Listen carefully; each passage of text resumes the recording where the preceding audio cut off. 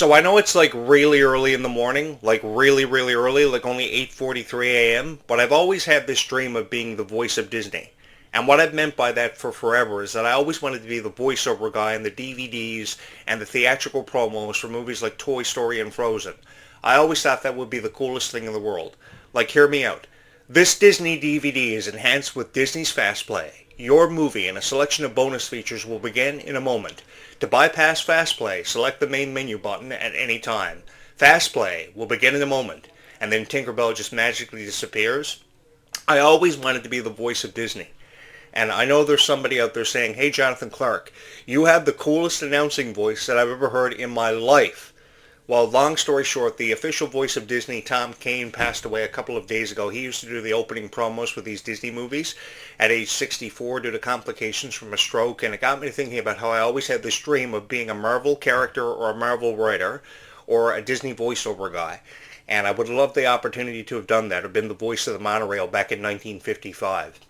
And I know that's forever ago because the monorail first premiered from Disney in 1955. It was America's first ever railway, and it really went on to make history. And I always wanted to be a part of all these influential moments in history and time because I've always believed that time is the most precious thing we have that's brought us all that much closer together because no matter who we are, we all have a story about being a Disney fan. Many of us are Disney adults and Disney teens, and we've held on to that for forever. It's really an undescribable feeling, kind of like how the feeling that's always presented to us when we experience Descendants of Zombies for many of us for the first time ever, because so many people have kind of become introduced to Descendants of Zombies for the first time ever, probably in the last 2 years.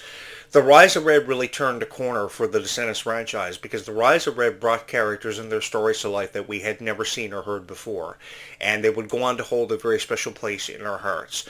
I remember last summer when they revealed the Wicked Wonderland title for the first time ever and everybody went crazy. Everybody went out of their minds. And I was one of the first guys to upload a video with my thoughts on the new title having been revealed.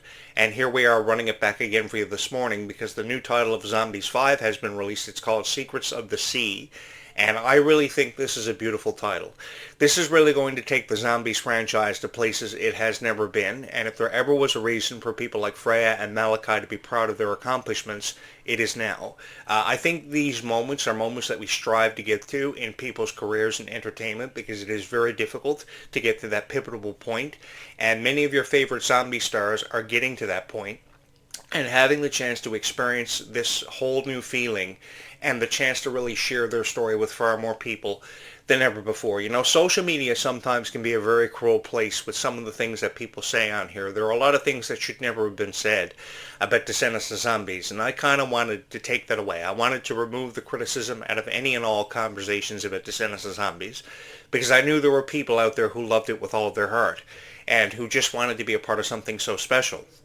So about 10 years ago, I took to social media, and I had no idea this YouTube channel was going to explode in popularity. You guys got to believe me. I had no idea that over 4,000 people would have ever subscribed here and would have ever taken a chance on me, so much so that they would believe in every word that I said about zombies and Descendants because I was just as much of a diehard fan as all of you because I feel there's no better way to come off as a diehard fan because that allows you to understand your audience and develop this appreciation and this inseparable bond with your audience because your audience is all you really have as a content creator. Your audience is what makes you. Your audience is what always supports you. And the thing that I've noticed about the Descendants of Zombies niche, from within this niche, there are so many incredibly supportive people who will never quit on you, who have this never go away, never say die attitude, and they always show so much love and support. So as far as I'm concerned, if I have a dream of being a Disney writer or a Disney voiceover guy or even President of the United States, and yes, I went that far, President of the United States, because there was actually an interesting conversation years ago about what would ever happen if Jonathan Clarke threw his name into the running for President of the United States by 2028. And that was a long time ago. That was over 20 years ago, before many of you were ever born. I've quickly realized, because of being a part of this niche, what comes with that is that there is nothing that you can't do or never set your mind to. Because as long as you have the love and support of every fan of Descendants of Zombies out there, that's all you've ever really needed. Do you guys think that I want to provide commentary on other niches like Marvel and DC? No, I don't. I've had the chance to be the voiceover guy of a lot of niches over time. But this niche is the coolest thing in the world, because there are so many wonderful people who obviously feel very differently about Descendants of Zombies found from within this niche, who have forever felt passionate about collecting dolls, coloring, drawing their favorite characters. And I've just wanted to offer so much incentive and so much creative energy and so much creative inspiration, because there's so much further we can go with these stories. These stories are really endless. And the possibilities are truly unbelievable with this story. Now with Secrets of the Sea being the title of Zombies 5, the thing is now the unpredictable feeling that mermaids present is going to be felt for the first time ever. And the names of the mermaids, like Pearl and Sandy, are really beautiful selections. I don't think you could have given these mermaids even more beautiful names than what you've already given them, and a chance to really be a part of a beautiful story. Because I don't think that years ago we ever imagined we would have got to this point where mermaids would have had involvement with the Zombies franchise, because they didn't really fit in at the time. But Meg Donnelly and Milo Manheim kind of teased this in many Instagram live feeds they were doing after the success of Zombies 4 was seen. And people were suggesting, what's happening next for Zombies? At that time, we had seen no scene where a vortex came to kind of wipe out Seabrook. So we didn't really know what was going to happen. We thought probably heading into Zombies 4 Dawn of the Vampires, we were not going to really see anything else happen with it, because of course the passing of the torch was being set up by Meg Donnelly and Milo Manheim, and we didn't really think that a continuation of this story could have ever happened. And then from out of nowhere, these beautiful dreams happen with Freya Sky and Malachi Barton, and we see these beautiful dreams, and they finally have the chance to meet.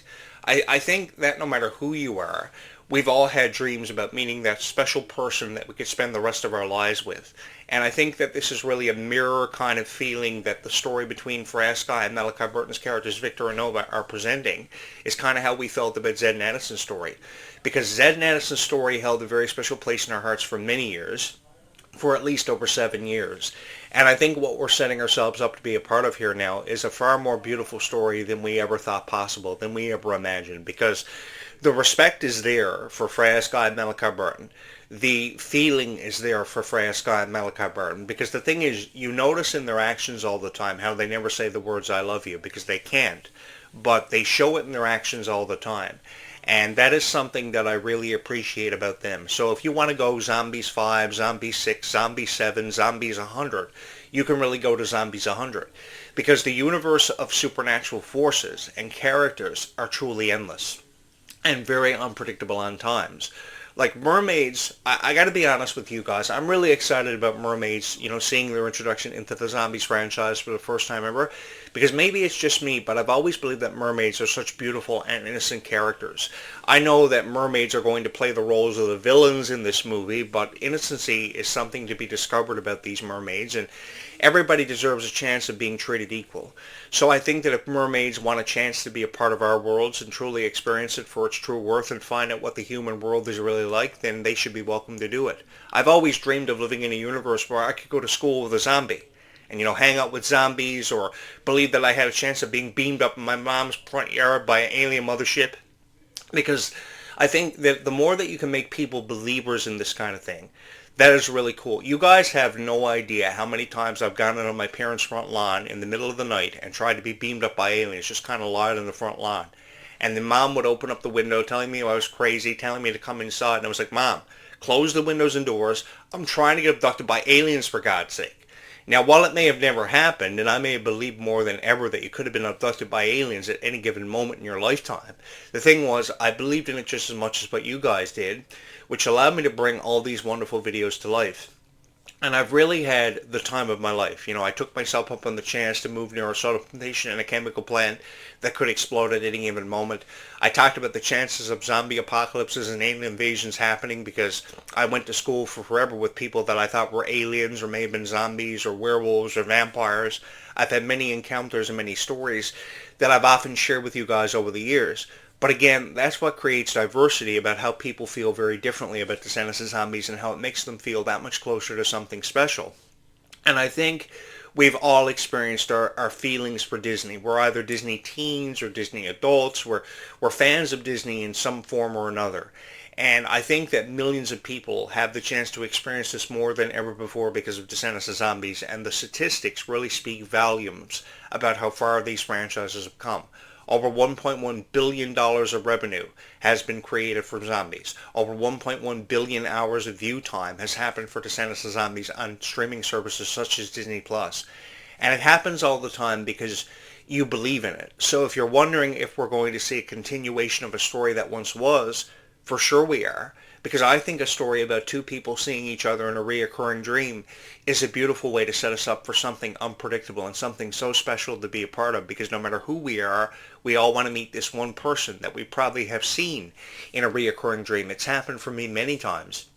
So because it's happened for me many times over the years, and I've lived on this island that have been associated with stories about mermaids and fairies and ghost ships and pirates and all sorts of things, I believe in this more than ever. You know, I've lived here on this island for forever. It is surrounded by the Atlantic Ocean, and I've really had the time of my life producing a podcast from here. Because when I was 5 years old, I never believed that I would have ever had the chance to host my own podcast from my parents' basement. Now, I would eventually move out of my parents' basement and film my own show the way I wanted to, and I would get away from co-hosts that I had to work with, because it was very difficult working under a co-host, because a co-host wanted you to perceive yourself a different way than what you wanted to perceive yourself as or come off for being. And I've always believed that being me is what's always important, because being me allows me to reach a more broader audience and really allows me to have respect for all of you, which is something I've kind of carried with me, because with me, what you've seen is what you've always gotten, and I've really had the time of my life. So I think this title is really an unpredictable title. I know that over a year ago there were people leaving comments here on this channel for me to read about what my thoughts were on them changing the title now that Meg Donnelly and Milo Manheim are executive producers and are no longer the leads.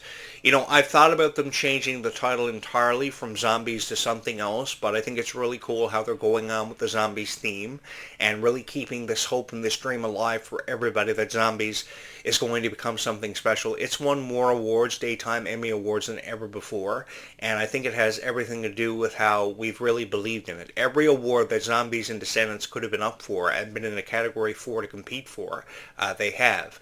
And while it may have never won as many awards as Twilight years ago, with over 40 Teen Choice Awards for both Twilight and The Vampire Diaries, it is well on its way. I think 11 Emmy Awards is a testament to how far they have yet to come, how far they've come, and how far they have yet to go. And I think how far they have yet to go is determined by the love and support from all of you and all of us together as a collective unit. Because no matter who we are, we all have a beautiful story. We just want to share that story with the world and have that story be seen and heard by more people than we ever imagined possible. And I had the chance to be a part of both your stories and your worlds. One of the first mermaid stories that I ever read in my life was the Little Mermaid story. It was the Disney version of this story. It wasn't that depressing story that we heard about years ago that was first published by Christine O'Farrell. That was forever ago, and I remember it being such a depressing story about death and sacrifice and all things thrown in there, and then Disney comes out with this beautiful version of that story, the retelling of that story in Disney's eyes, by 1989. And you have this 25-year-old girl named Jodie Benson who just wants to leave an everlasting impression on the Disney company. She had the chance to be the voice of Ariel, and singing songs like Part of Your World and Under the Sea was really golden for her and for Disney, because she went on to become one of the most iconic characters that Disney would ever have the chance to create and promote. Ariel, who you see there on my wall, I truly believe that Ariel is one of the most beautiful characters that Disney has ever created, and I think that her being given as much of a chance as she was, that's why she's down there on the second level down on my wall, because I think she is somebody that you should be so proud to call yourself a fan of. And I'm talking about the original Little Mermaid. You know, as much of a fan I was as Haley Bailey being the live-action Little Mermaid, I was always a fan of the original Little Mermaid. And she's someone who's held a very special place in my heart for a very long time and will continue to for pretty much the rest of my very existence. Because the Little Mermaid just had hope. And that's all she ever had, was hope of being a part of somebody else's world and getting somebody else to notice her. She didn't care what she had to do to get that person to notice her, Prince Eric, but she sacrificed everything, even her own voice and her previous life, to be a part of his world. And when she finally got the chance to be a part of his world, something special came of it. And I think that no matter who we are, we often find ourselves returning to that story, these original classics, because that's what Descendants of Zombies has often represented and really told the stories of. The retelling of these stories through Descendants of Zombies has been nothing short of phenomenal. And I had the chance to be a part of that. I had the chance to be a part of that back in the lateral part of the 1980s and the early 1990s. And I got to tell you, being a part of the Disney Renaissance era and the post-Renaissance era and such eras of that nature was so fun for me. And I think that as we look ahead to the title now having been revealed for Zombies 5, it leaves the door more widely open of unpredictable feelings than ever before, and we are all going to have the chance to be a part of it. Because for those of you who think or may have been led to believe that the story of zombies is over, or we are a long way away from this ever being over, and as long as we are a long way for this ever being over, it gives us something to hold on to and truly believe in. And I think that conversation is obviously at an all-time high for the revealing of this new title, Secrets of the Sea. I think it's cool.